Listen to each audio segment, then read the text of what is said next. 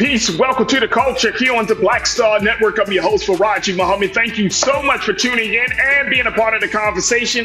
Happy Friday, folks. We got a lot to talk about. First, let's talk about a new ad campaign from the Biden-Harris administration, where they're touting their progressive policies to empower HBCUs, talking about billions more for HBCUs. I'll share with you just a little bit about that. Also, we're going to have a conversation about the fight for every black vote, how black voters across this country, not just dealing with the Israel-Hamas conflict, but just in general are feeling less enthusiastic about going to the polls for the Democrats. I'm based on a new CNN report. We'll talk a little bit about that. And later on, we check in with Culture Crew member Corinna Denise to talk about should we encourage TV and film in real life, as there's another controversy of including school shootings in the hit show Abbott Elementary, and what the writer and creator of the show, Quentin Bronson, had to say about it. Stay with us. This is all happening in today's edition of The Culture on the Black Star Network. Let's go.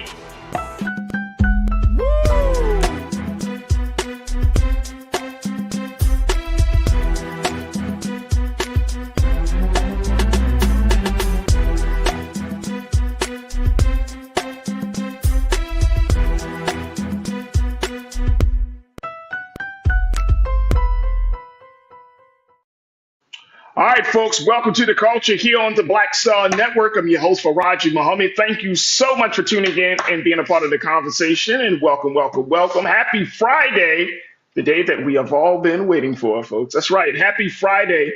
And thank you again for tuning in. First and foremost, we're streaming on our home website at blackstarnetwork.com. Please make sure you do your due diligence to download the app, follow us on social media at Black Star Network. And of course, we're looking for your financial support to empower this movement that we are embarked upon. Also, we are streaming live on Amazon News on your Fire TV. We're also streaming on Amazon Prime Video, where you can find us there, as well as take a look at Prime Video app under Live TV The News, or you can find us on Amazon.com under Prime Video Live TV The News. And we're also on Freevee, where you can find us on now under News, as well as Plex TV, 24 hours a day, 7 days a week. So big shout out to all of our partners there. All right, folks, for my online culture crew, we are streaming live right now on Roland Martin's YouTube page. So make sure you join us in the conversation as we're streaming there and being part of the illustrious, dynamic culture crew. Big shout out to the culture crew. I see y'all checking in from all around the country. So thank you so much for doing so. There we go. Little Friday something for you. All right, folks, let's talk a little bit about the president and the vice president, how they are pushing the word out, as we have all been talking about, that one of the challenges of this administration has simply been to tout what the administration is doing to support Black America. And well, they are putting that into action with their new ad campaign, billions more for HBCUs. This is a new ad that they're going to start running, where they are talking about the amount of money that they have invested in making sure that HBCUs continue to be sustained. The new ad titled Possibilities, which was released today, it celebrates the White House's historic $7 billion for HBCUs, folks. $7 billion with a B. $1 billion with HBCUs. Here's how it all breaks down in terms of those key investments for our HBCUs. $3.6 billion for campus improvements, $1.7 billion for educational grants, and $1.6 billion for student debt relief. Now, at the end of this particular campaign ad, it ends with the tagline, "Billions more for HBCUs, endless possibilities." Vice President Kamala Harris, said in an exclusive interview with the Griot that she said, quote, "When I think of America's HBCUs, I think of possibilities." Talking about her time at Howard University, she said, as an HBCU alum, "I couldn't be more proud of the work President Biden are doing for HBCUs, because I know firsthand the extraordinary role that these institutions play in preparing young Black Americans for success." Now, this particular ad campaign, folks, is part of the Biden-Harris's Camp 16-week, $25 million advertising campaign that's targeting key Black voters in battleground states. And so it was supposed to be released as part of the homecoming season. But this weekend, There are students from North Carolina Central University and North Carolina A&T State University. They're going to be holding those homecoming festivities. So that's when this particular ad will be dropping. But it speaks volumes, folks, about how the White House may be listening to us. They may actually be listening to us, folks, and say, look, you got to talk about the good things that you're doing, the historic things that you're doing for the HBCU community. So it's going to be interesting how folks respond, how folks react to this. But if you see this ad campaign, just know that you heard about it here on the Culture and on the Black Star Network. But I think this is a good thing. This is a good thing. Talk about your successes, talk about the victories, talk about your wins. And then you'll see some people feeling a little bit differently. So $7 billion for HBCUs. And that's a lot. That's a nice chunk of change. And I'm happy to see them touting it very quickly. Joy Sutherland checking in on as part of the online culture crew today. You said, Joy, good investment. I have a senior who is deciding between HBCU and a Division I school. Look, the fact is that there are going to be some students that are going to choose, or they have choices between HBCUs and PWIs, predominantly white institutions. And if a child chooses to be at a PWI, that's okay. That's okay. Everybody is not going to choose the HBCUs. And I think that we shouldn't make a huge conversation to it about, oh, you're not going to HBCU, therefore you aren't black enough. That's what some people would kind of allude to. They won't say it, but they'll kind of allude to it. But it's up to students' choice. HBCUs play a huge part in the growth and development of the people and certainly of our culture, but so does PWI. So it's something that we just have to respect. Now, there's some of you, conscious thought, I'm seeing your thought, your take on this. You said pandering. Woo. Pandering will not get the youth vote. Ages range 18 to 30 out for Biden and Harris among black voters. Both Biden and Harris need to speak to black media. Now, come on. Love it, conscious thought. Welcome to, and good to connect with you once again, big bro. Yeah, I agree with you more. Black folks need to, the president and the vice president should be on in black spaces, talking to black folks, constantly having these conversations. I don't know if it's pandering. Maybe if you're touting something that you are actually doing, if it's pandering, especially when the cry is conscious thought that you're not speaking up enough about your successes, not doing enough to communicate the good things that you are doing. So I'm not sure if it's pandering, but I don't know if it's about getting the young black vote out. We talked about that yesterday, or it's just simply about saying, look, this is what I am doing. This is what I am doing. Look, here's the thing very quickly, and then we want to take a quick pause. The thing is, this is like a 60-40 thing. This is how I frame it. Y'all can frame it. You might disagree with me on this, but I feel like this is like a 60-40 thing. Like 60% of the things you want your political leader to do, 40% of those things you may not agree with, right? I'm not asking you to be Jesus in the White House. I'm not asking for that. You know what I mean? I need you to do 60, about 60 to 7% of what you need. Then the other stuff, I know I can't rock with you on that.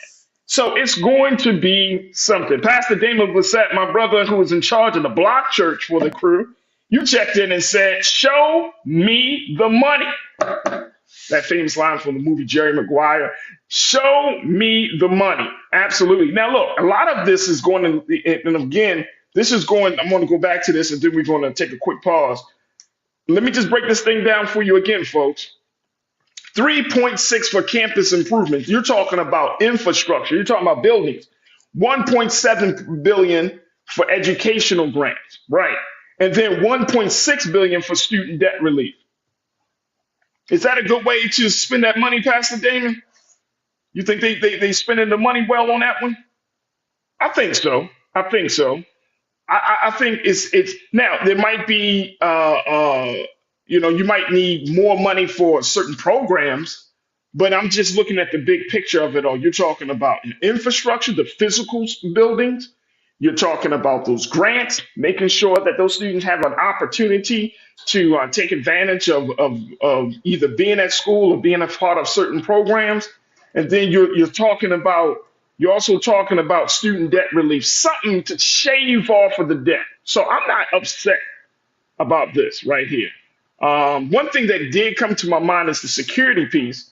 considering that rash of violence, Pastor Damien, the rash of violence that we've been seeing at our HBCU. So I'm not sure if that's going to kind of be lumped into that initial of improvements, whether it's talking about building improvements and security improvements, but we will have to see. Cindy, you posted something that I think is pretty interesting. You said Kamala Harris, Vice President Kamala Harris, needs to come on with you, Farajii. You should give her some great exposure. I would talk to her. Look, I'm not afraid to talk to nobody now. We can have a conversation, and even when we disagree, guess what's going to happen, y'all? We're going to have to find a way to come to some compromise or to some understanding. But I would love to have the vice president come on. Appreciate that. Putting that out there in the universe very quickly, Cindy. Carolyn Harrison, my sister, thank you for joining us again in the chat. You said, I hope we're able to make these showcases for excellence.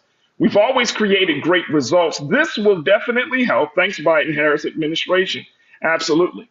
Absolutely. Janelle, my sister, you say no matter what Biden-Harris do for the black community, it won't be seen as enough. But I consider the alternative and know that others should do the same. By the way, who here has answered the survey? Great question. But you're right. It's not going to be enough. It's not going to be enough. Because you know what, Janelle, and I think you would agree with me. We have so much on the table that we can't think small. We can't talk about these little bits and pieces here and little bits and pieces there. If you're talking about bringing Black America to a place of equity, if you're talking about bringing Black America to a place where we feel like movement is happening, progress is being made, you're going to need to invest some real money, put some real resources in helping to empower and rebuild Black America. We've taken so many hits over these years, not just from COVID, but from systemic racism, from all types of sexism, from white supremacy. I mean, we just taking hit after hit. HBCUs have taken hit because they have lack of funding from states across this country. Taking so many hits, there needs to be some investments and some resources behind that word. So I'm right there with you. All right, look, I got to take a quick pause. When we come forward, let's shift the gears a little bit. I want to talk about this situation here around the fight for Black votes. Now, check this out, y'all. Today is November 3rd, Friday, November 3rd. Do you know that literally we are 1 year and 2 days away from the national election? The national election is November 5th, 2024. So I was thinking to myself, where are we, right? Like, what's the litmus test? What's the temperature right now of where we are? 1 year from today, or 1 year and 2 days from today, folks. So let's say by Sunday, 1 year from Sunday, we're going to be at the polls. Some of us are going to probably vote earlier than that, right? Than the actual day. But we'll be going to the polls in 1 year to choose the president again. Can you believe that? So I want to have this conversation. So stay with us. We're going to have that discussion about it's not enough how some Black voters in the state of Wisconsin is saying President Biden, Vice President Harris is not enough, and how they're going to need to fight for every Black vote. Stay with us. That conversation is up next here on The Culture on the Black Star Network.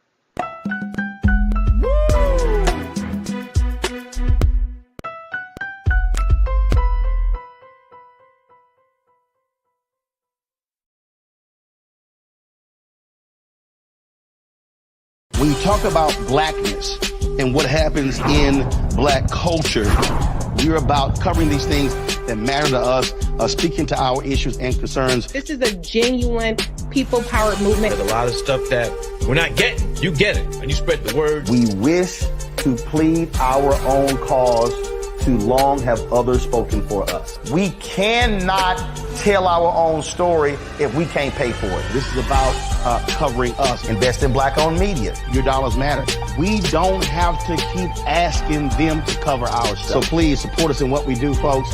We want to hit 2,000 people, $50 this month, raise $100,000. We're behind 100,000, so we want to hit that. Y'all money make this possible. Check some money orders. Go to P.O. Box 57196, Washington, D.C. 20037-0196. The Cash App is $RM Unfiltered. PayPal is R Martin Unfiltered. Venmo is RM Unfiltered. Zelle is RolandSMartin.com.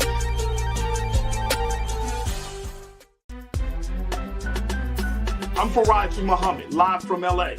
And this is The Culture. The Culture is a two-way conversation. You and me. We talk about the stories, politics, the good, the bad, and the downright ugly. So join our community every day at 3 p.m. Eastern and let your voice be heard. Hey, we're all in this together. So let's talk about it and see what kind of trouble we can get into. It's The Culture. Weekdays at 3, only on the Black Star Network.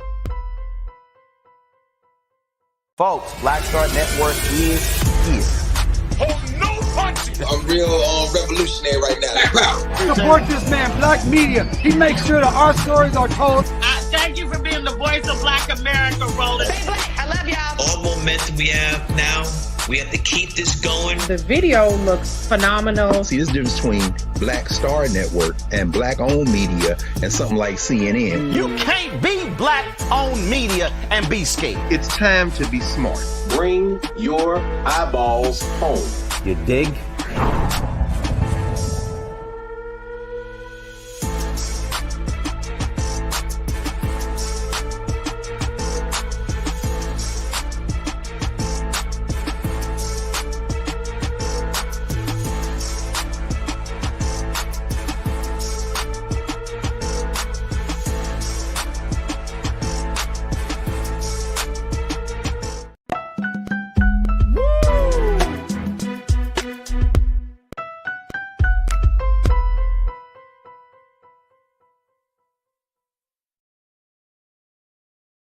All right, folks, welcome to The Culture here on the Black Star Network. I'm your host, Farajii Muhammad. Thank you so much for being a part of the conversation. I wanted to kind of kick off some stuff here on The Culture because we are a year and 2 days away from the national elections. I just want y'all to keep this in perspective and let this just soak into your brain. 1 year, 2 days, on November 5th, 2024, we'll be going back to the polls to choose the president and then working down the ballot once again in 1 year and 2 days. Can y'all walk with me on this? So we're in a very critical point, especially given the fact that people have already said that this particular election coming up in 2024, like this is the last one, but it might be one of the most consequential, especially given that the way the GOP is being set up right now, Trump is going to be the front runner. And the way the Democrat Party is set up right now, President Biden is going to be the front runner. We're looking at a Biden-Trump part 2. Now, how does that bode with black voters? CNN had gone to the battleground state of Wisconsin, and they spoke to some black folks who vote. I don't want y'all to think that these black folks don't vote. Black folks who vote, and with one organization that's doing its part to try to get black people out in the streets, to get more organized, to vote, and to get more involved in their communities. The organization is called Block, Black Leaders Organizing for Communities, in Milwaukee, Wisconsin. So when they went there and they talked to black voters, and this is part of their project that they're looking to track the 2024 campaign. They're doing this through the eyes and experiences, according to them, of voters in key areas. And they found out that just spending a couple of days in Milwaukee, Wisconsin, black voters are not enthusiastic about going to the polls. And these are people who voted in the last election, in the previous election before that, in the previous election. These are black voters. Now, here's the nuance onto this conversation that I want us to have. Because when we do have these discussions, it's like we're victim blaming. I'm going to take a hard stance on this, y'all, because I know some of y'all are going to get mad at me. But it's like we're victim blaming. We get mad at the people who are affected instead of the people who perpetrated the violation. The same way we do when we talk about stuff that's happened to women, sexual assault, and we say, well, why didn't you get away? Why didn't you leave? Instead of asking the people who did the violation, why do you assault women? Why do you hurt women? Why do you hurt children? So I want to change up this tone of the conversation. I'm not asking why don't we vote. I'm asking the question, why aren't candidates speaking to what's important to us? Why aren't these candidates speaking to, some of us call it interest, I say that our values, we can say both. Why aren't they speaking to our interests and values? Why aren't they speaking to our interests and values? If you have black voters who are coming out each and every year, and then at this point they are feeling less enthusiastic, whose fault is that? I mean, come on, rock with me, y'all. Here's the situation in Wisconsin. Wisconsin swung from Donald Trump in 2016 to President Biden in 2020. And once again, we're looking at a situation between that may end up being Trump Biden once again. Trump won the state by just shy of 23,000 votes, and a drop in Milwaukee's black turnout was a major factor. Biden carried the state by just shy of 21,000 votes 4 years later, when better showings in Madison and the suburbs helped offset flat turnout in Milwaukee's black precincts. What's happening here in Milwaukee? And if you're from Milwaukee, from that area in the chat, let me know. Let me know. Wisconsin. Janelle, you said promises are nice, but the proof is in what has actually been done for our community using the real mechanisms of legislation. Biden and Harris still have work to do. Come on. Talk to me, y'all. Talk to me. This is the situation that we're currently looking at, y'all. This is the situation. When CNN run this piece, right, they asked this one sister, well, tell me on a scale of 1 to 10, how would you rate the president, his administration? And this is a voter. She said she voted for him the first time she's been voting in elections for a long time. Scale of 1 to 10, where would you rate President Biden and Vice President Harris's administration in connection to the community and speaking to your interests and values? She said, I would give the president a 4. Why aren't candidates speaking to what's important to us? Right? HBCUs, that's important to us. Right? But we still got police issues. We still got healthcare issues. We still got all of these other things that are just out there. Why aren't they adjusting to us? Why do we have to beat ourselves up to try to fit into what they want us to fit into and say, yes, they're doing the right thing? I'm just asking some questions here. Y'all tell me if I'm going crazy or not. Let's talk about what's going on in the state of Milwaukee, and I want to hear what your take is on this, folks. Black voters in the state of Milwaukee said that they want to see more of President Biden and President Harris and Vice President Harris. When they asked one of the organizers, the canvassers in Milwaukee, what he was planning to do if there is another Biden-Trump election campaign. Here's a man that's empowering and telling people to come out into the communities and all of that, to get involved. He's the John King from CNN said, well, what do you plan to vote in that? He said, I don't know. Now he's working to empower the community. He said, I don't know. John King went to somebody else, to another black man, said, do you plan to vote? Is this an election that you think that you think you're gonna participate in? He said, a lot of my friends saying that they abstaining from the vote because they feel like, damn if you do, damn if you don't. Why aren't candidates speaking to what's important to us? All right, let me just take a couple of takes on this, and then I want to hear. Then we got to take another quick pause. So, Janelle, you already said promises are nice, but the proof is when it's actually been done. The black political perspective, you said, stop talking about it when it comes to doing things for black people. Start showing action and cut the checks just as fast as they are cutting them for people that can't vote for them. The black political perspective, you said, stop talking about it when it comes to doing things for black people. Start showing action and cut the checks just as fast as they're cutting them for people that can't vote for them. That's major. That's major. There's a lot of emphasis put on places and people outside of us. But then when it comes to time, it's a lot of talk. It's a lot of, all right, we got to get we're getting more political. You know the process. Justice takes time. It's all that rhetoric. It's all that rhetoric.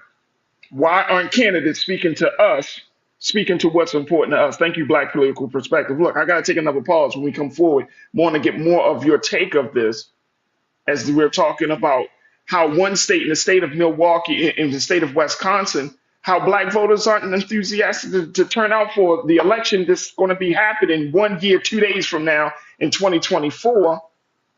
Again, this is not about Black voters not coming out, but this is about what are the candidates offering? What's their vision? What's their plan? How do they plan to get to speak what's important to us? Folks, we'll continue the conversation on the other side. Stay with us. It's The Culture here on the Black Star Network.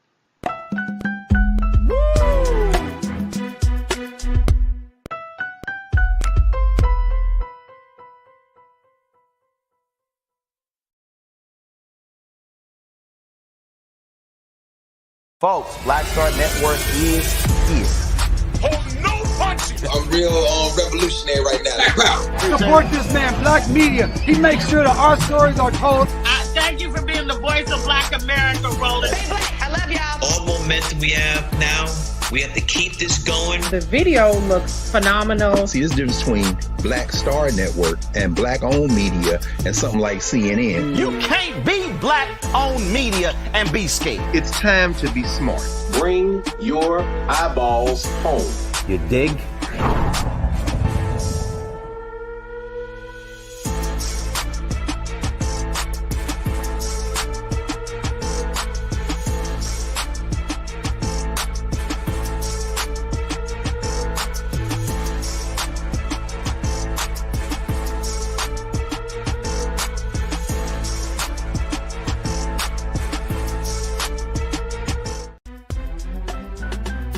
I'm Farajii Muhammad, live from LA.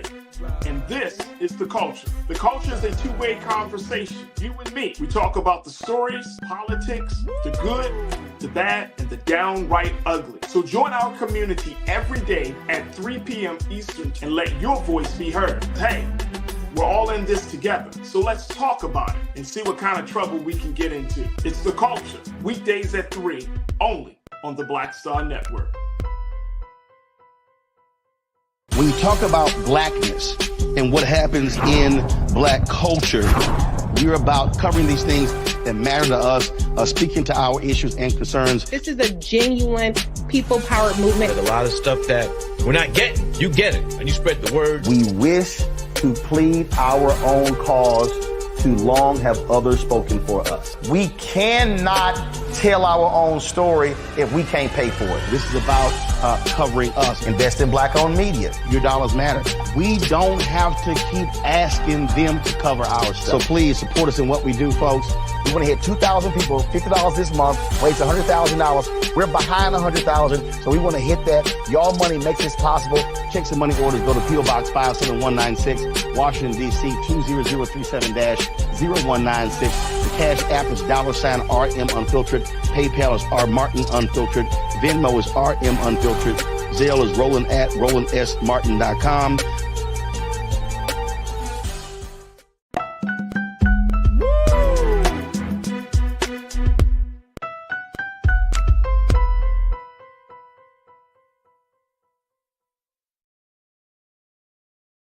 All right, folks, welcome back to The Culture here on the Black Star Network. We're talking about a piece. We're talking about the overarching issue of speaking to the interest and the values of Black voters. And I'm using this piece that CNN did, this report that they did, where they talked to Black voters in the state of Wisconsin, in the city of Milwaukee, on the north side of the city of Milwaukee, a predominantly Black neighborhood, Black community, where they talk to Black voters, Black voters who have gone to the polls year out, time after time, but they are less enthusiastic going to the polls for Joe Biden and the Democrats come 2024 for this upcoming presidential election, which is 1 year and 2 days from now, folks. On Sunday, November the 5th, it will make it exactly 1 year until the national election for the president. It could be President Joe Biden or it could be someone else.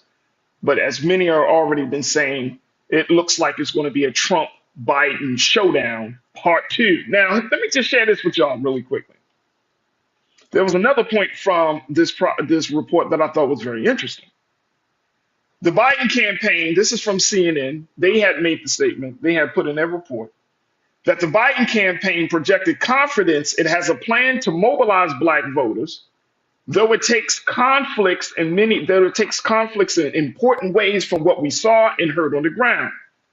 According to a campaign official, the team was building an organization that doesn't, quote, drop in on black voters, but puts in long-term investments to mobilize the community. The official pointed to outreach efforts, including a pilot program launched by the campaign and the Democratic National Committee this month in Wisconsin and Arizona, focused on outreach to key groups, including African Americans and Latinos. According to the DNC National Press Secretary, Serafina Chitika, she said in a statement that the president knows the power and importance of black voters. They were essential to his and Kamala Harris's victory in 2020. Democrats are committed to earning every vote from now until the general election, and we aren't taking a single community for granted. We're making early investments, including the earliest ever paid investment in black radio for a Democratic re-election effort to make sure voters know how President Biden has been delivering for them. So they're going to put some money, they say, in black radio. Let's include black digital spaces. Let's include black TV networks and TV shows, black podcasts. Let's put the whole gamut in there, DNC. Don't just say black radio. Don't just be like, all right, we're going to go on Tom Joyner, or we're going to go on this one couple of show, this very popular show. We're going to go on the Breakfast Club. No. Come to Black Star. Go to those spaces where, look, man, put the president in them places where he can fight for his record, where he has to defend his record with Black America. Put Vice President Harris in a place where she has to defend her record with Black America. That's not too hard to ask for. If you're doing it, you're doing it. It stands for itself. But if you ain't doing it, then it becomes hard. Here's the thing, though. There's a sister in Wisconsin by the name of Angela Lang. She is she runs the organization Black Leaders of the Community. She serves as the executive director at their headquarters in Milwaukee. She said on Wednesday, today is Friday, that she hasn't heard much from any Biden or DNC field organizer, but that a GOP organization recently had canvassers going door to door in black communities in Milwaukee. Just throwing this out there, y'all. Let's talk about this. Let's talk about this. Brother Willie, you said, I'm finding this conversation kind of difficult. Those that are politically astute hear and see the Justice Department doing for black people, the educational sector doing for black people only so much. It's difficult. It is difficult. It is difficult, big brother, and I'm glad you brought that up. I saw Black Political Perspective. You said something that I think, Brother Willie, adds to the difficulty of the moment. Black Political Perspective, you said, do they not understand that black people are seeing all over the TV how fast they are moving when it comes to taking care of others, but when it comes to us, they have to have a study and a hearing and a bill. Ain't that the truth? We got to have a study. We got to have a hearing. We got to go through the process. We got to go through the bill. Some people get billions of dollars, man. Some people get their problems addressed. It feels that way. Now, it could not be. Perception can be reality in some cases, right? We can't act as if that perception is not justified because it feels that way. It didn't feel like it gone through that process, that black political perspective you bringing up of, let's have a study, let's create a commission and all of that process. Some stuff it feels like, man, that was kind of fast. But see what I'm saying, Brother Willie? Like you saying that it could be that adds to the difficulty. Hakuna Matata, you said a whole lot of homeless black people in the streets. What is their plan for homelessness? Nice to drop a reveal bomb about supporting HBCUs during homecoming season. It's vote bait. Yeah. Again, we have a lot of things cooking on the table, on the stove here, and got some stuff in the oven as well. You gotta hit it. The sister Angela Lang from Block in Milwaukee, she said the big thing that's affecting her community and based on her conversations is criminal justice reform, police brutality. That has yet still been fully addressed. And I know that Policing Reform Act, that Police Brutality Act has to go through that process. But something has to be done. But she said that's important to her. I'm going back to the question I posed. Why aren't candidates speaking to what's important to us? Conscious Thought, you said, I don't know what the hell is he supposed to be doing. This is in response to McFact that says, in terms of talking about Jamie Harrison's town hall meeting, and when the sisters were hitting him on doing something for blacks, he walked out. So that's the situation with Jamie Harrison. But then you also, as Carolyn, you checked in and you said, please emphasize the House and Senate too. We can't forget that those in Congress have to step up and do something. But if your congressional leaders are weak, they're black, but they're weak. They're black, but they're not talking the way you need to. They don't have to be like the Justins down in Tennessee, but they got to say something. Y'all see what I'm getting at? So this is an ongoing thing that we're seeing. And as we are 1 year, 2 days out from the national election, we're going to continue to have these conversations. This is just the state of Milwaukee. There are states all across this country where black voters, I think, are becoming more and more dissatisfied and less enthusiastic about going to the polls. Again, I'm not trying to beat up on no black voter, especially when I know black people are going out to the polls. And it's not enough to say, all right, we got to get to the polls. I'm asking the question, folks, and we got to take a quick break. Why aren't candidates speaking to what's important to us? Whether it's talking about from the president all the way down to the ballot, whether it's talking about the vice president down the ballot, we got to ask that question. I'm not beating up on the people that's been impacted by, leadership that hasn't been listening to them. To your point, Big Brother Willie. But I'm asking the question at this point. I'm putting the onus. I'm putting the responsibility. I'm forcing some accountability to those. If you stand before black people, whether it's in your city, your respective town, or across this country, you stand before us and say you serious about our interests, our values. You serious about making sure that we are empowered and in a better position. You got to do something. A little here, a little there. Okay. We happy about some of those things. We okay. But there's got to be real money, real investment.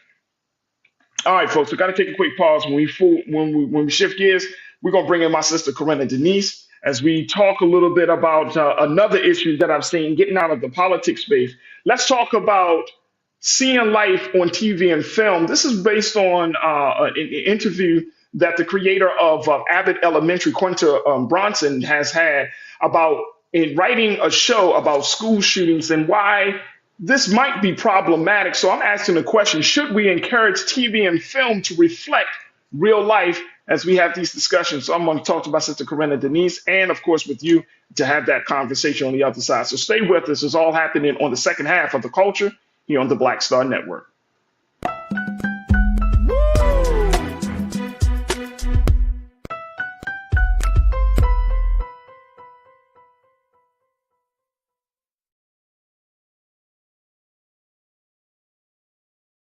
Black Star Network is here.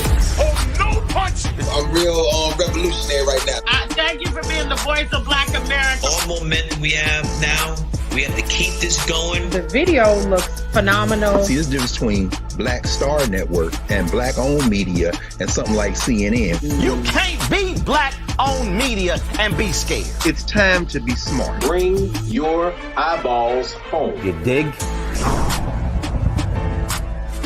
When you talk about blackness and what happens in black culture, you're about covering these things that matter to us, speaking to our issues and concerns. This is a genuine people-powered movement. There's a lot of stuff that we're not getting. You get it, and you spread the word. We wish to plead our own cause. Too long have others spoken for us. We cannot tell our own story if we can't pay for it. This is about covering us. Invest in black-owned media. Your dollars matter. We don't have to keep asking them to cover our stuff. So please support us in what we do, folks. We want to hit 2,000 people, $50 this month, raise $100,000. We're behind 100,000, so we want to hit that. Y'all money makes this possible. Check some money orders. Go to P.O. Box 57196, Washington, D.C. 20037-0196. The Cash App is $RM Unfiltered. PayPal is R Martin Unfiltered. Venmo is RM Unfiltered. Zelle is Roland at RolandSMartin.com.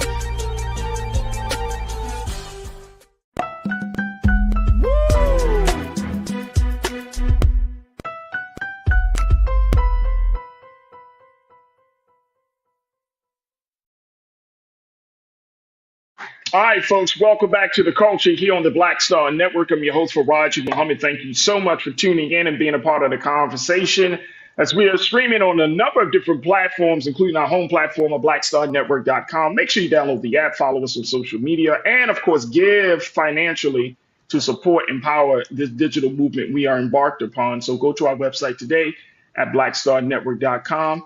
and enjoy all that you see. We're also streaming on Amazon News on your Fire TV, Amazon Prime Video, as well as there's the Prime Video information also on Freevee. You can find us there, as well as on Plex TV 24 hours a day and 7 days a week. And we're also streaming on our social media platform, Facebook, and on Roland Martin's YouTube page. It is on our YouTube page that you can join us as part of the online culture crew to be a part of that conversation. I want to bring in my sister because I want to talk to her. Y'all don't understand how serious Corinna could really be. She's be in the backstage of the show. And when we have certain conversations, she literally, like, this is all computers and technology. She posts a message backstage like, "Tag me in, coach." So I'm going to tag my sister in, Corinna Denise, educational advocate. She's also a college advisor, and we're going to tag her in. And Corinna.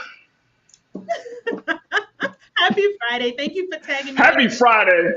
Happy Friday. I know you got something to say. Because that's how the show was designed. It's designed to bring you in to say something. So I know you got something to say. All right, very quickly. I know that this, you said it in the chat. You said it even on backstage. This is stressful. This is, and you know what, to your point, it is absolutely stressful. I understand. I'm listening, and I'm trying to keep my ears to the ground, to the streets, as they say, on all of the dynamics at play. This is highly stressful. I'm not making light of it. I'm not acting as if it doesn't, has all these different complexities. On one side, you do have this voter apathy where a lot of our people, young people, just a lot of our people are just like not completely engaged, right? They probably the last election they probably voted in was in the election of Barack Obama or something, right? Yeah. So they're not fully engaged. But then you have another side of people who have been fully engaged, who've been not just voting in the presidential, they've been voting in the congressional. Hell, they voted for the PTA president. You know what I'm saying? Like, they've been involved, but now they're losing enthusiasm of this moment. And I don't want to put it on the voters to say, hey, y'all need to get out the vote. I'm turning this cannon. I'm turning the cannon. I'm turning the bazooka on the people who are standing up before us and saying that they're going to do something for us, Corinna, and ask them the question, well, why aren't you speaking to what's important to us to encourage us, to make us enthusiastic about voting? That's what I'm looking at this point. What's your take? Well, I understand all that, Farajii. To your point, what are you saying to make us enthusiastic about voting, right? But here's the important part. A lot of us don't know our history. A lot of us don't understand a lot of the events that have unfolded these past few years with the pandemic, with January 6th. There's still a lot of confusion. And to those voters who still have this, my goodness, they're considering withholding the vote. I want to ask them, what's informing your view? Where are you getting your facts? Because while the rhetoric is important, okay, so you need the desire, right? You have a desire. You want to hear the rhetoric. But are we looking for the actual legislation that has been passed? Now, Democrats, their messaging sucks. I've talked about it. You've talked about it. We've all talked about it. We all know that. We all understand that. However, have you taken the time to actually see what legislation is coming out of the legislative branch? A lot of it beneficial on the Democratic side, a lot of it extremely detrimental and harmful on the Republican side. And it pisses me off that people never acknowledge what is happening with the GOP. My God, did we not see January 6 people? Do we understand why? I would disagree. I would disagree. And here's why. Corinna, because if we don't, I mean, look, a lot of, and I thought about this. It's so funny. I actually thought about this in preparing for today's show. Like, are we giving a balanced sense of coverage of the highs and the lows from both parties, right? And I think here, we try our best to talk about the GOP, but after a while, it does get to the point. It's like, all right, this is beating a dead horse. Let's talk about what's going on with the Democratic Party, right? To give people some insight, because I think it's important that we show people that both parties are in serious, disarray to some degree, right? Yeah. Like, of course, you don't have the Democrats like climbing up walls of the Capitol or, wanting to completely uproot democracy as the way we're seeing the GOP do it.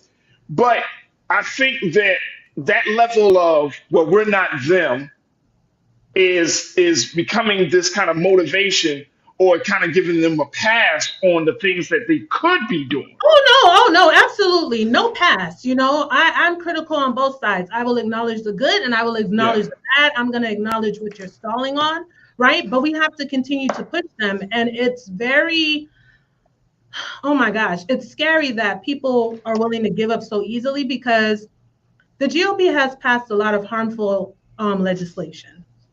So we have a decision to make.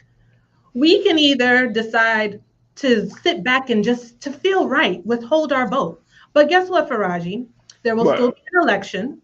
Someone will still be elected to office who's going to make decisions that will directly impact our lives. And we see a lot of legislation that has directly impacted our lives, right? And to sit here and say that the Dems have done nothing, and I'm not giving them a pass. There's more from them. Okay. No, I wouldn't say that either. Say they haven't done anything. But you know what, though? Here's the thing. To what they have done. I mean, do you want to go back to Jim Crow 2.0? I don't. Nobody wants to go back to Jim Crow. And I don't think that it's fair to your point, it is not fair for us to say, oh, the Democrats haven't done anything. I think that when it comes down to it, when it's all said and done, people want to feel some change, some difference, some impact in their personal lives, right? That's the condition that's the space that we're in America. Like I could be living in a city that is stopping crime. I could be living in a city that's opening up new Black-owned businesses. I could be living in a city that is that's working on the police department.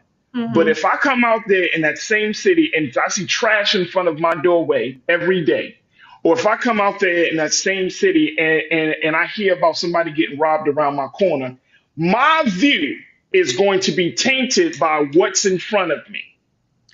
That's true too, Farajii. But then I also want to raise questions just so that we can heighten our awareness, right? Politically, because it's important, because it ties into our everyday lives.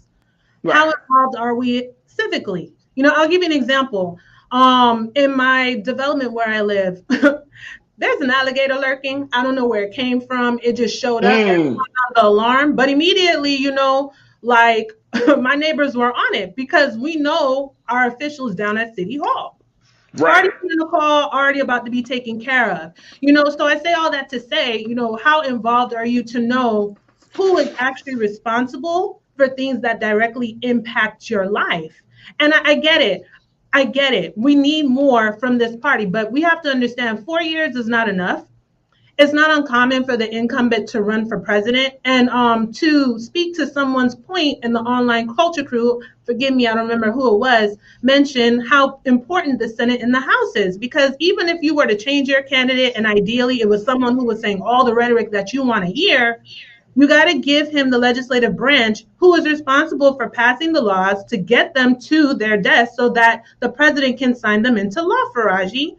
And it's very concerning that I get it. We're tired, but would you rather be tired with the GOP passing even more egregious laws? A lot of these laws that we see in these state legislatures, they want to make it a national thing, okay, a federal thing. I'll just tell folks, you know what? Google Project 2025 and see if you really want to sit back at the polls on election day. Because yes, every year is important. And if we don't continue to push them and stay on them, then how are we going to see any change or progress? We need to get involved in the process.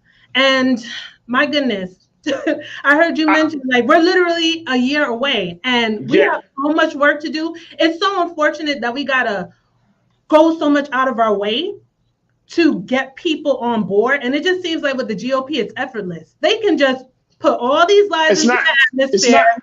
Their people are stuck in their feelings and they're white. I'm just letting you know, Corinna, I'm telling you, they're having problems. They're having problems too, right?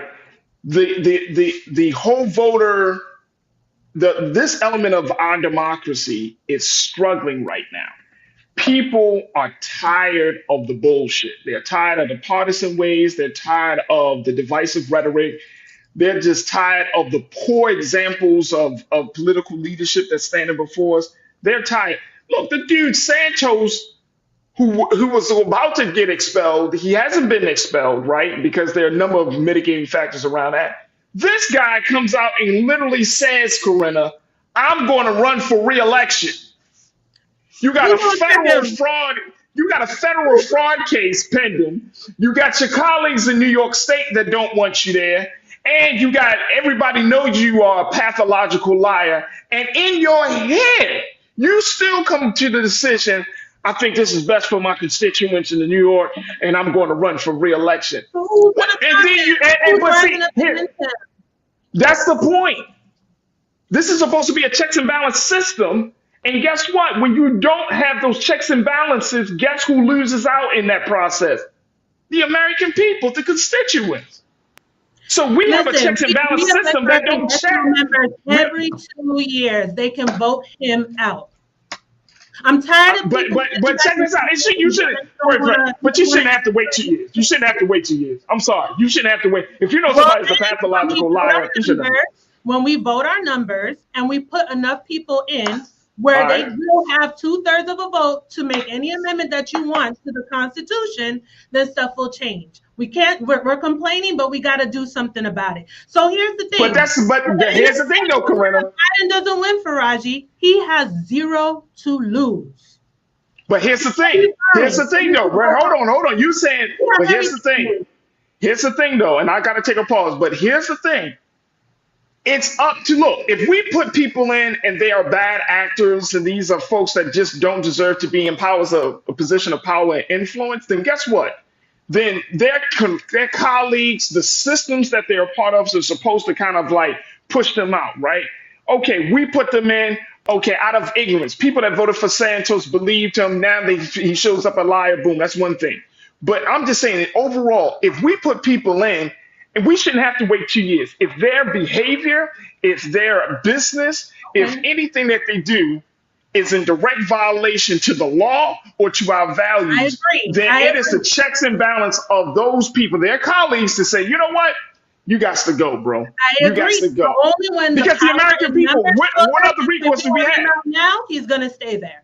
And that's what other recourse do we have? What other recourse that we have other than voting?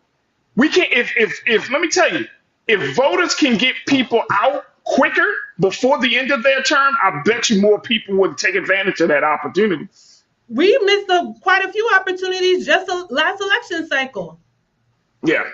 Because people didn't show up. So, I got you. I got to take a quick pause. Folks, we're going to take a quick pause. When we come back, more conversation with my sister Corinna. Want to hear from you. Plus, let's talk about bringing reality into TV and so much more. Stay with us. It's getting hot right here on The Culture on the Black Star Network.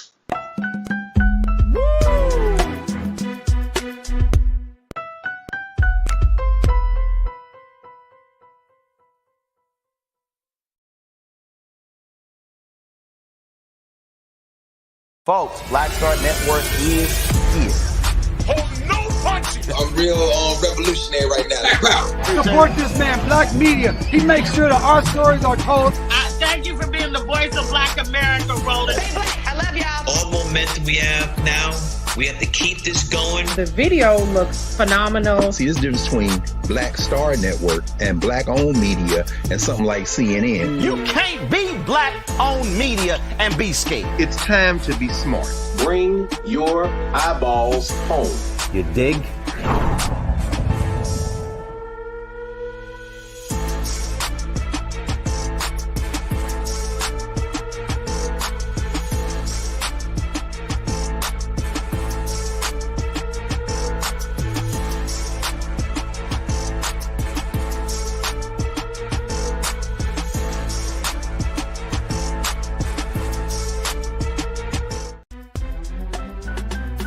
I'm Farajii Muhammad, live from LA. And this is The Culture. The Culture is a two-way conversation. You and me. We talk about the stories, politics, the good, the bad, and the downright ugly. So join our community every day at 3 p.m. Eastern and let your voice be heard. Hey, we're all in this together. So let's talk about it and see what kind of trouble we can get into. It's The Culture, weekdays at 3, only on the Black Star Network. When you talk about blackness and what happens in black culture, we're about covering these things that matter to us, speaking to our issues and concerns. This is a genuine people-powered movement. There's a lot of stuff that we're not getting. You get it, and you spread the word. We wish to plead our own cause. Too long have others spoken for us. We cannot tell our own story if we can't pay for it. This is about covering us. Invest in black-owned media. Your dollars matter. We don't have to keep asking them to cover our stuff. So please support us in what we do, folks. We want to hit 2,000 people, $50 this month, raise $100,000. We're behind 100,000, so we want to hit that. Y'all money makes this possible. Checks and money orders go to P.O. Box 57196, Washington, D.C. 20037-0196. The Cash App is $RM Unfiltered. PayPal is R Martin Unfiltered. Venmo is RM Unfiltered. Zelle is Roland at RolandSMartin.com.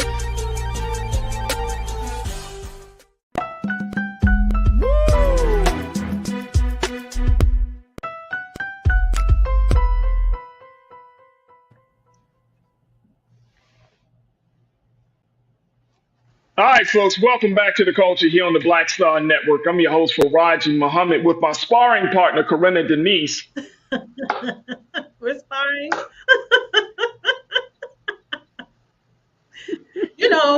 But hey, that's why we have this space, right? Hey, that's why we have the platform. Look. No, I think that what both of us are saying, as we talk about this issue, right, of getting people out to vote. I mean, we're talking about black folks in the state of Wisconsin. They're feeling less apathetic. They're not enthusiastic about what they're seeing from the president and the vice president. Very, very real concerns. And I don't think that if you all saw the CNN report, that if that none of those folks that were highlighted in that report come across as being uninformed, uncaring, or not willing to put in the work. Matter of fact, they are putting in the work. They're calling for people to get involved, and they're feeling less enthusiastic. Look, I've been in that space as a social justice organizer, community activist. I've been in that space where you're calling people to make a change, but then you as the organizer yourself, and I'm sure some of you in the chat may be feeling this, you as the organizer yourself, you are kind of uncertain about if that change is coming. Right? But you're calling people because at the end of the day, you do want people to get involved. So to your point, I think that's important. But I don't think it bodes well for black folks to go against other black folks about fighting about who is voting and not voting, considering this fact that the system right now is being stretched to the limits in terms of democracy, decorum, being able to really honor those who speak truth to power. The system is right now. We are seeing we are in a very, like you again going back to what you said, in a very stressful moment right now. It's stressful, and black people are put into a situation. Once again, we're backed into a corner where we're going to have to make decisions that may be against our own interests and values. And that's not fair for us. That's all I'm saying, Corinna. It's not fair that you put us in this position that you want us to come out and vote, and then at the same time you're doing all this other stuff for everybody else. And then when it comes to us, I'm going back to what Black Political Perspective was saying. We got to have studies and hearings and bills, but then there's no real money. There's no, and then, you want, hey man, but we are doing something for y'all. Once y'all be surrogates, once y'all, tout what we're doing. And it's like, at the same time, and this is not about the president. I'm just saying in general, black folks have not had a very healthy relationship with political leadership in this country. I understand these folks are involved, but, I still raise questions. What are all resources where they're getting information? And I'm not trying to diminish. There's a lot of things that I wanted out of our current administration that we have yet to attain. We all do. I'm not saying that hasn't happened, but would you rather have the opposition? We saw what was happening in the House just recently, where they voted out Kevin McCarthy, and we went without the Speaker of the House for days. For days. Do people understand the Speaker of the House is the third person in line for the presidency? That's the line of succession. It held up legislation from being passed, all kind of things. It kind of just a domino effect. And because we are not civically inclined to know that, people are kind of just going about their day. I didn't really see a lot of outrage about that though. But we're laser focused on the Democrats. Not to say we're not supposed to be, but if we're going to be laser focused, we should be analyzing government as a whole on both sides, what both parties are passing as far as legislation. Yes, rhetoric is important. But you know what, Farajii, I'm just going to be real. If you hire someone, to motivate you to vote for your citizenship, to vote for your very humanity, then I'm sorry, sweetheart, you are lost. No. That's not why folks are voting. No, I disagree with you on that. I disagree with you on that. We're not voting to win a no. You need to be motivated by a politician to get you to no. Let's put this in a proper. Here's my caveat to that. You're not being motivated to have a better future. You're being motivated to trust that individual to usher in a better future. You're being motivated to believe that person that's standing in front of you who's laying out this vision. So you trust their leadership, you trust their vision, you trust them as a person with their character and with their values and morals, that they're going to guide us, they're going to take us closer to that better place. So it's about trusting the person. That person is, and I'm just saying, this might be a whole conversation about politics in general, but we're talking about representation. That's the person, right? We are looking for a person to be a representative, which means they reflect who we are in creating a better future for all of us. That's who you're voting for. You're not voting for the better future. You're voting for the person. Farajii, ideally, we would like to have that. But honestly, for me, I'm looking at it as a means to an end. A tool, an avenue. A way to attain the goal. And guess what? I put you there hoping, based on your rhetoric, the rhetoric we all desire and need to hear, because that keeps being brought up in the conversation, that's what you're going to do. Now, once you are in there and you're not doing it, then I got to reevaluate. I'm going to stay on you and keep pushing you to do it. And if you don't want to do it, guess what? I need to remove you. But see, we don't follow up by removing the folks who are getting in our very way. We're not doing the math to know that we have to have certain numbers in the legislative body, in the House, And I always talk about this. The House Democrats passed voting rights, they passed the George Floyd Act. It died in the Senate because we have people in the Senate blocking the filibuster to change the rules. No one was thinking, do we need to give them some superpowers so we can get what we need to get? We haven't exhausted everything to attempt to achieve what we want. And we already want to back away from the battlefield. That's what I'm talking about. Because I think so, and I'm to your point. I think you're right. But again, I think culturally, and I got to take another pause. But I think culturally, we need to have a different conversation to temper expectations. Culturally, we have all been conditioned to believe that government is going to be the end all be all of our human existence, right? I disagree with all, Farajii. I don't think all of us have been conditioned. I think there are different things that influence our perception, and there are missing pieces to us as far as education is concerned, why we come and we form those opinions. That's why I raised the questions earlier. Where are you getting your facts and what's shaping your view?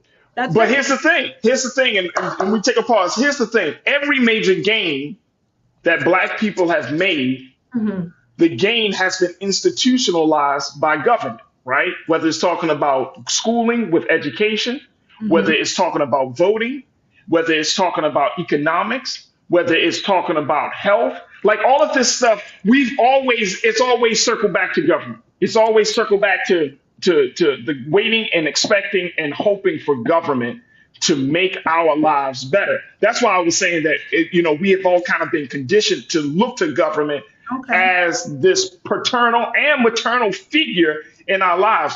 And it's a major shift that when government can no longer can no longer speak to your interests and values, when the government essentially tells you, I can't do nothing about it. When the government essentially makes you feel like, hey man, you're gonna have to get in line with the rest of them because who's telling us they can't do nothing about it? It's not like they have to stay there. I'm talking about the action. At this point, look, we can keep going back and forth about what people have said. The only thing that we know for sure is what they do. That's very true. And at this point, if the government don't do what it say it's going to do, then guess what? How we're going to respond? We're going to have to respond in kind and look at that as the metric. I can't go. I can't respond. You're fired. Get the hell on. And we put somebody in there who is willing to do it. And unfortunately, politics has become like Hollywood, is that you can have the right message, you can have the right look, you can have the right shoes to wear. You know what I'm saying? Whether it's Converses or something else. But at the end of the day, I can only make a judgment about what you do as it relates to what you say. If those two things ain't consistent, and what you do is more against who I am and what I stand for and what I believe and where I want to go. Are not looking at what you do, which means the legislation that is actually being passed. We're only watching mainstream media, and a lot of us are getting misinformation from social media. That's what I agree. Kathleen, you said, Farajii, you're grossly overstating about all of us feeling the same way you think. I hope not. I mean, I could be wrong. And Kathleen, guess what? I'm wrong. Okay, I could be wrong. I have no problems in thinking that, right? And I'm not trying to grossly misunderstand or overstate, but I'm just letting, and this is to Corinna's point, there is a justification for why people may not be enthusiastic about getting involved. That's all I'm making a point of. I don't want us to get into a space where we're, as Black folks, we got enough on our plate that we don't need to be beating up each other because we're not involved in a system that really never had our full interest at heart. We beating up with each other about this, you know what I'm saying? And I don't like that personally. So it's like, all right, if we're in two different spaces on it, so okay, that's understandable. But we can't be so far. There's so much, pointing the finger. I want to pointing the finger at each other when we both suffer. We both got oppression on our neck, right? But we both talking about, man, all we got to do. I'm just saying that there are people in this country, Black folks in this country, who are just tired, man. We all are tired. We all are tired. Man, nobody want to keep doing this shit, man, all the time, every 4 years, every 2 years. You hoping, praying, waiting when on we this decide person. to vote our numbers Man, and nobody want to do do a this. hostile takeover of the Democratic Party, we won't Yeah, be man, I'm having telling you. Hey, Corinna. Hey, we're going to roll up on the DNC and during their convention one year and be like, yo, enough is enough, dog. Hey, yo, come off the stage. Come in. Look, I got to take a quick pause when we come forward. Let's talk a little bit about TV and reality. Stay with us. It's the culture here on the Black Star Network.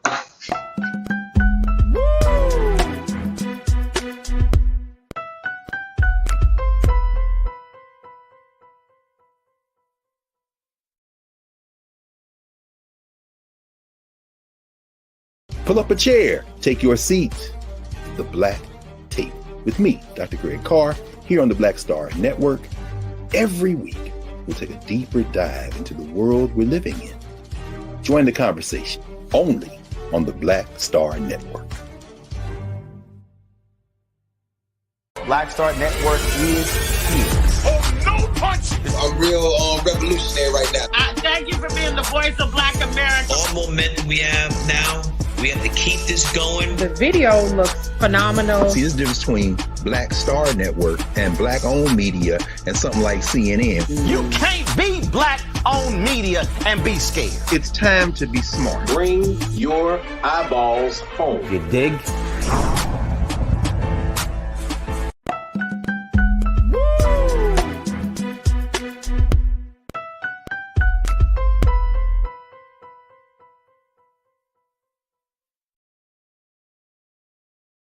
All right, folks, welcome back to the culture here on the Black Star Network. Let me shift gears here and talk to my sister, Corinna Denise. Because Corinna will have me on this joint all day going into Roland's show. But I love it. I love it. Who said it best? Let me see. Who was my brother? He said it best. He said, this is the debate that we need to have. Yep. And I'm always happy to have the conversation with my sister and anybody. King, you said this is actually the debate black people should have. Get on one accord and talk the same. Do what you say or leave. That's the point we at. That's the point we at. But we gotta have this conversation. But how do they leave? How do they leave? Because they're not going to just be like, you know what? I'm old now. I'm going to leave. That's why people not old people in Congress. You got to fire them. Fire them. I mean, I'm a very logical thinker, so it seems so simple to me. I'm not. You know what? This is a Corinna. I'm gonna be honest with you. I like to think that I was logical, but I'm not. And I'm not. And no, I'm not saying that I don't.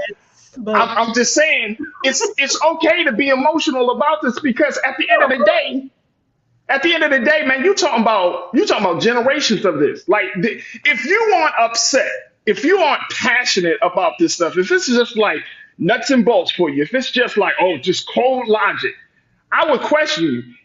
At some point, to the point that at some point, when do we get upset? When do we be like, you know what, man, enough with the effery? You know like, what? when do we really get upset? I don't think enough of us are pissed off. And something funny. Pastor Damon in the chat said that I'm misbehaving. Pastor Davis. I'm just a little passionate, but I didn't mean to misbehave. Blame Farajii, y'all. Hey, yo, blame me, y'all. Just blame me. Look, I don't mind it. I think passion is good, and I hate for this is black folks talking to black folks about black folks' business. When have y'all had a family conversation and everybody is sitting around the table and we just Yeah, what would you like to say, right? Y'all, hey, Corinna, we be blowing up at a game of spades. Like, no, man, no. I got my book, man. I ain't time. We sure do. Yeah. Over spades, man. Over spades. Don't let there be no dominoes. Somebody be like, dominoes smacking the table and all that, man. Like, all right, let's talk about reality versus in TV. Here's the situation. Quinta Brunson, who is the writer and she stars in her show. She's the creator, writer, and star of her show, Abbott Elementary. And I found this to be interesting, and I wanted to get your take on this because you do work in education.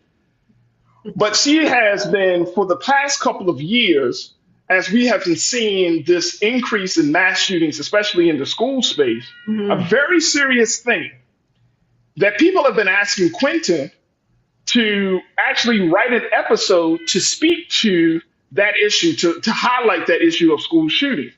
She was saying this in an interview for Glamour Magazine's Woman of the Year cover.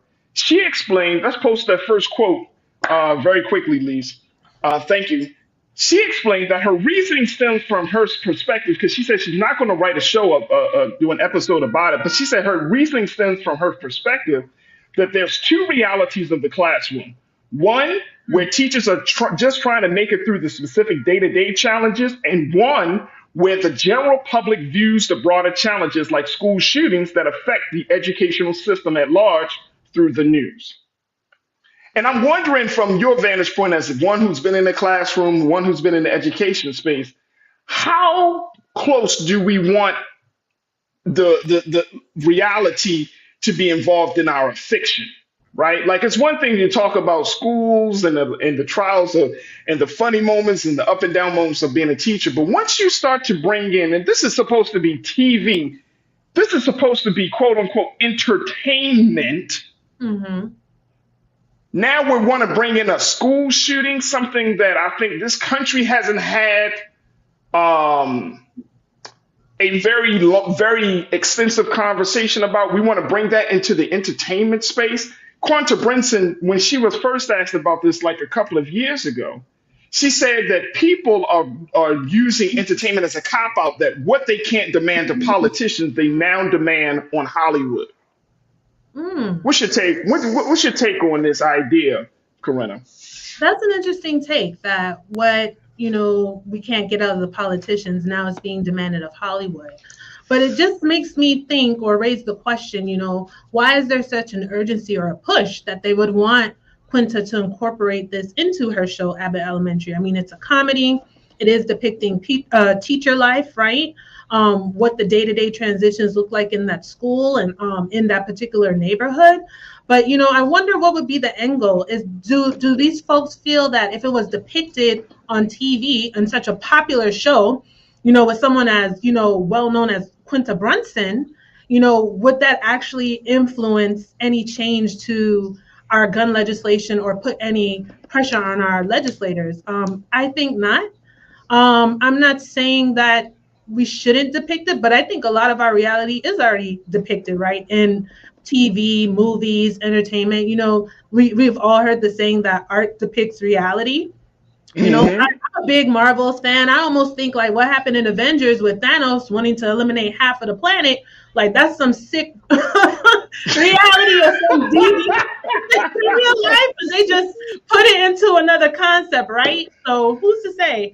We just got to figure out who those people really are. But I guess her hesitation too would probably be, the backlash of it. I would imagine there's Yeah. so many moving parts behind the scenes that if we were to go there, that would be emotional. How would kids be affected, right? Because we have to realize too that they're also a part of that audience. I would imagine when Abbott Elementary comes on. So what would that look like for them? A lot of them are already engaging in active shooter drills. I've been through quite a few. So I think all of that to take into consideration. But yeah, maybe Hollywood is the next outlet. I'm not sure I really lean on that, but it's just, I think a lot of emotions are involved and people are kind of walking on eggshells about it. Oh, absolutely. I want to just very quickly pull up this quote that from the Atlantic, where there was a story about this called "We've Lost the Plot," how there's a constant need for entertainment, how the constant need for entertainment had blurred the line between fiction and reality on television, in American politics, and in our everyday lives. This was written by Megan Garber for The Atlantic. And here's what she had to say about this blurred space that we find ourselves in, both in life and what's coming out of Hollywood. Take a look at this, y'all. She said, "I don't want to question the value." Let's go to the next one. Should say, "I don't want to quote." There we go. Thank you.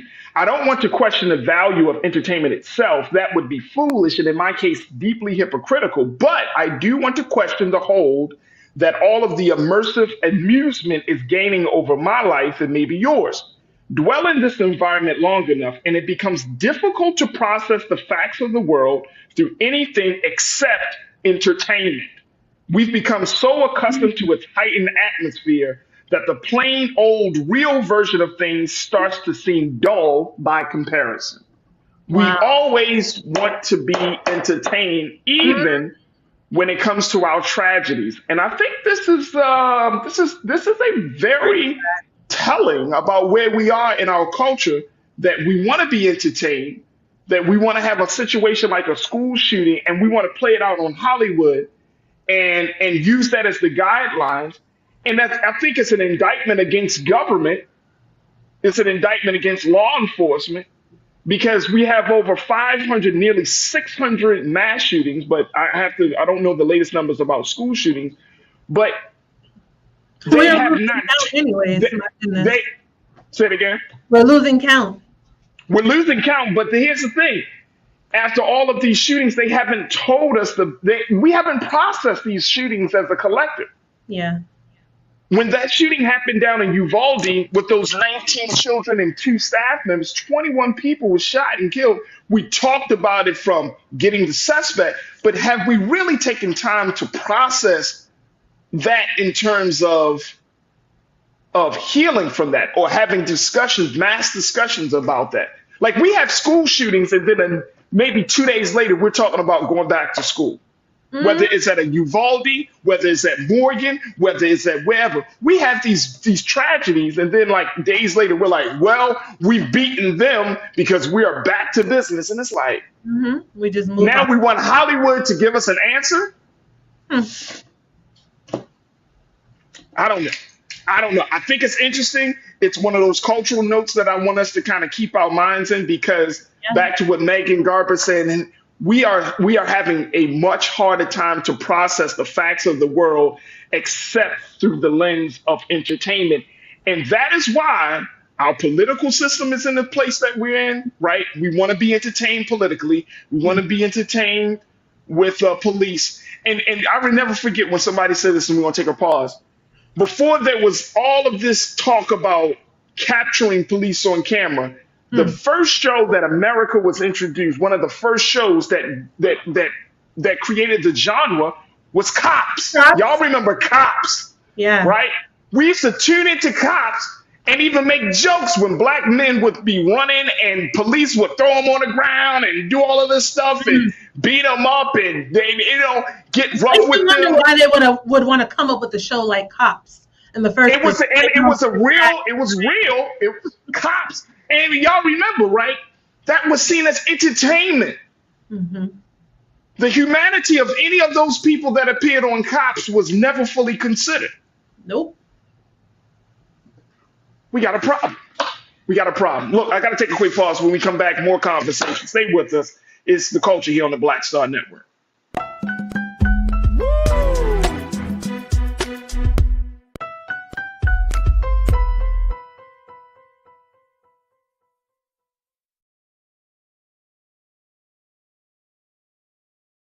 Hi, I'm Dr. Jackie Hood Martin, and I have a question for you. Ever feel as if your life is teetering and the weight and pressure of the world is consistently on your shoulders? Well, let me tell you, living a balanced life isn't easy. Join me each Tuesday on Black Star Network for A Balanced Life with Dr. Jackie. We'll laugh together, cry together, pull ourselves together, and cheer each other on. So join me for new shows each Tuesday on Black Star Network, A Balanced Life with Dr. Jackie.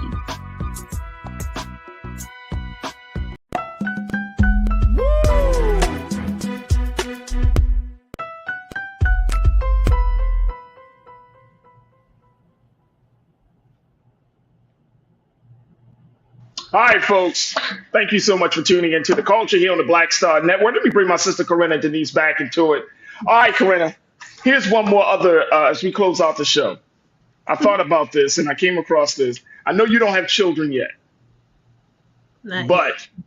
but if you plan on having children, this is something that you're gonna have to consider. There is a restaurant in the state of Georgia that is under some scrutiny because they have added a surcharge to those parents' bill if their children are too loud in their establishment. This happened to a couple of families who went out. There was like three families that went out together. There was like all of these adults, but there was like 11 children. It was a lot of it was a lot of children, right? And the children, being children. And the restaurant gave these families a bill, and this is in the state of Georgia. They gave these families a bill, and they literally added like a $50 surcharge to each family because of their children. Now, the idea here is that if there's a surcharge, this is coming from the Griot. This is what one writer said from the Griot about this idea of a surcharge. The central idea, let's look at quote one, please, Lise. It says the central idea is that parents should be punished and fined for being unable to parent, which in this context means being unable to force children to sit still and be quiet on command. In this mindset, parents are expected to restrain kids the same way dog owners are expected to restrain dogs. In the real world, parents do not control children. Let me stop here. Hold on. Let's stop here. All right, let me get back to me. Let me get back. As a parent of two, as a parent of two. I'm sorry. Look, all right. Go ahead. I'm just thinking about my 4-year-old. My daughter, I can't make my daughter do anything. Can't make her do anything. You got the terrible twos.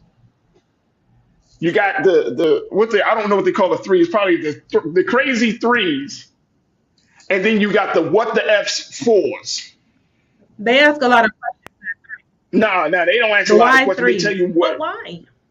Yeah, the threes, they ask a lot of questions. By the time you get the fours, it's the FU fours. Like you tell them something, I don't want to do it. I'm not doing it. My daughter would literally tell me that. I was like, what you say? It's just like, I'm not putting on my clothes. And I'm just, and what about, can you please put on your clothes?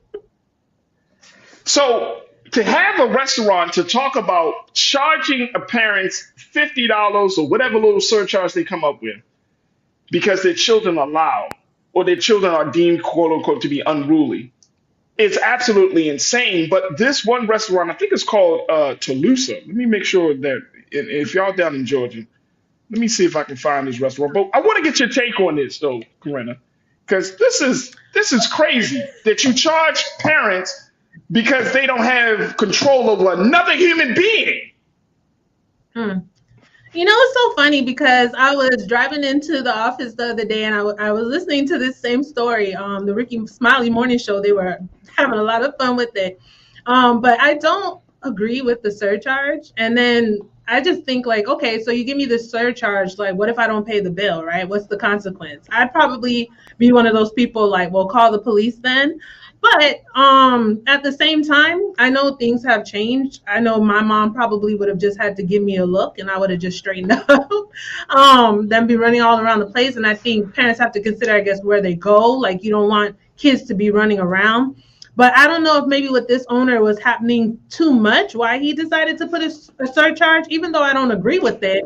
But I wonder why he decided to do that, or if it's just a money-making thing that, for him to just add this surcharge because of children being there. But yeah, I mean, to your point, there are certain things that you can't control with children. I don't have children of my own yet, but I have helped raise a few. I've worked in daycare, so I've definitely worked with the toddlers and the terrible twos and the Y3s. Haven't experienced the FU4s too much, Farajii. But, I just think sometimes you have to give kids a choice. Like, for example, like, hey, do you want to do your homework at the kitchen table or at your desk in your room? Either way, I'll give you a choice for that, but you're going to sit here and do this homework.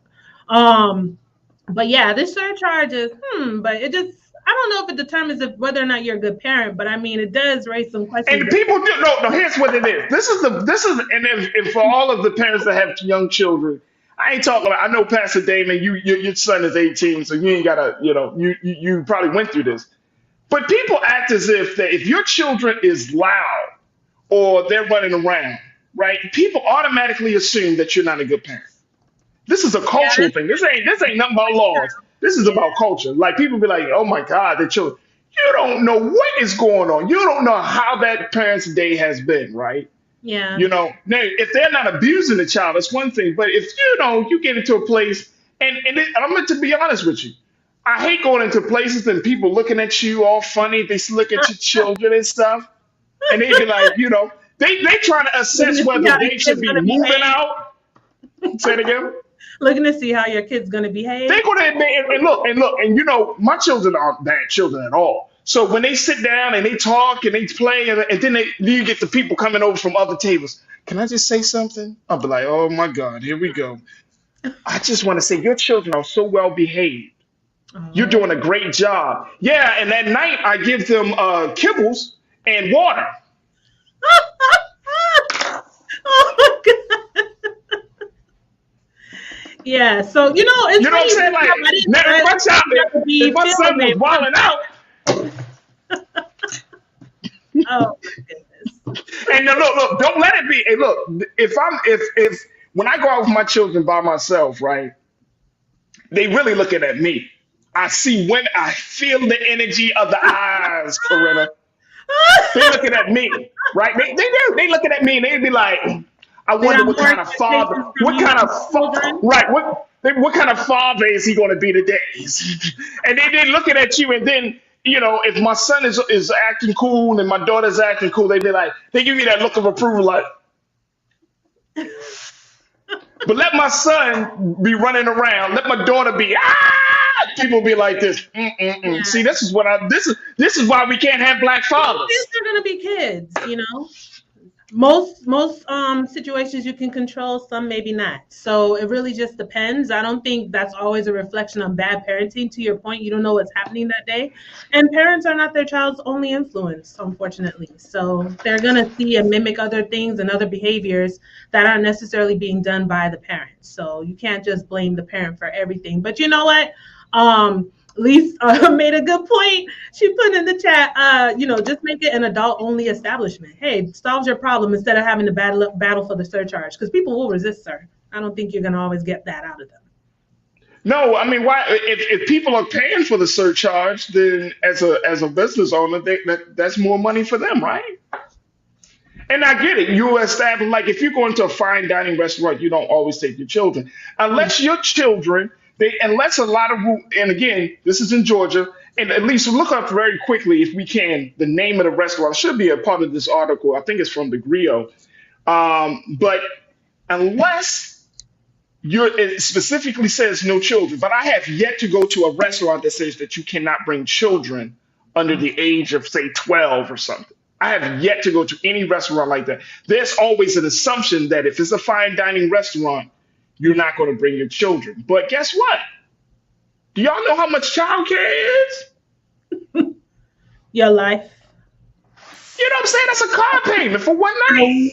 It's very expensive. It's a car payment. And some of us will be like, oh man, well, we just doing it.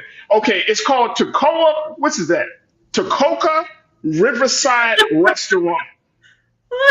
Toccoa Riverside Restaurant in Georgia. I'm putting this restaurant on blast because I don't want none of y'all going there with your children. Toccoa Riverside Restaurant in Georgia. You charging people for a surcharge for having children. Wait, is it charging a surcharge for bringing your kid into the establishment? Charging a surcharge. Look at it. They're going to bring up something. Look at this. Look at this. Look at this. Toccoa Riverside Restaurant in Georgia. Y'all should be a damn shame for charging people extra for loud children. Please. What's their review? Please. I wonder if they have really good. Is the food really good? Is it worth it? Like, I don't know. But let me tell you who would not pay $50. Oh yeah, no, not I. Not me. I'll be like, man, y'all can go straight to hell with that. That's a tank of gas. You know what I'm saying? I'd be like, please. I'm about to walk up out this place with my children. Pay for a meal.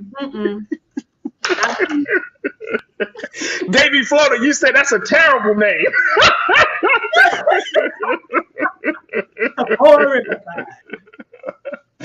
ABX girl, you said there are places in the Northeast that do ban children. In New York City, the restaurants have a field that is not child friendly or allow children in the day only.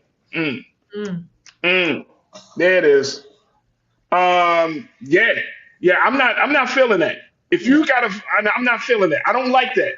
Because I don't like, if I got a real problem with people that don't like children. Like, I get it. You don't want children, it's all that. But if you have this disdain toward children, I'm looking at you funny. I'm sorry. I'm so sorry. Not sorry. I'm not sorry. I agree. All right. We got to go. I've overtime and everything. My sister, Corinna Denise, my sparring partner on Fridays. Make sure y'all follow her on all social media as what's your social? Ren84? At Ren_Ren84. At Ren_Ren at 84. Can we throw her IG up there so she can become uber famous? Because we need to. At Ren_Ren84. And look, she said it again, so that we make sure.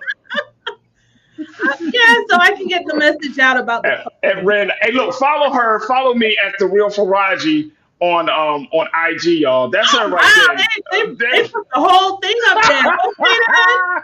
Thank you, guys. At Ren_Ren84. There it is. Corinna Denise, one of our great culture crew members, educational advocate, college advisor, and activist. Thank you so much for joining me on Friday. Looking forward to sparring next week, sparring some more. Let's go, my sister. Let's go. Ding, ding. Have a great weekend. Peace, crew. You too. Thank you, Corinna. All right, folks, that's going to do it for us. Thank y'all so much, crew, for joining me for not only for today, but for a fantastic week as we had these conversations. Make sure y'all do y'all's due diligence. Support us here at blackstarnetwork.com. Download the app. Follow us on all social media. Also, make sure y'all follow me, yours truly, The Real Farajii, on Instagram, at Farajii on Twitter, at Farajii Muhammad on Facebook, and at The Real Farajii on Threads. Would love to connect with y'all there. Also, what else we got? We got a lot of great stuff streaming on our network right now. So if you go to once you go to blackstarnetwork.com, you'll see all of the great things that we have streaming. This is directly either from the White House, directly from the ground, from anything that's happening. Brother Roland got a number of dope specials, everything from the life and legacy of Richard Roundtree to so many other conversations and interviews. So definitely check us out there on the streaming tip, along with our shows, the great programs that we have here. All right, folks, it's 5 here, was 2 here. 202, but you may, in about an hour, you can check out Brother Roland on for RMU Rolling Out Unfiltered at 6 p.m. Eastern Time. So make sure y'all check him out there on this Friday afternoon. I thank each and every one of you, and God willing, I want to, we'll thank my team, my production team of Joel, Shannon, Maddie, Chris, Lisa, and my man King Keenan for making this show possible. But make sure y'all stick around at 6 p.m. to check out Rolling Out Unfiltered as always. And remember this, folks, never be afraid to challenge what's wrong. Stand for what's right while being yourself in the process. God willing, we will talk on Monday for another exciting edition of The Culture right here, only here, exclusively here on the Black Star Network. I hope you have a safe and enjoyable weekend. Talk to you soon. Peace.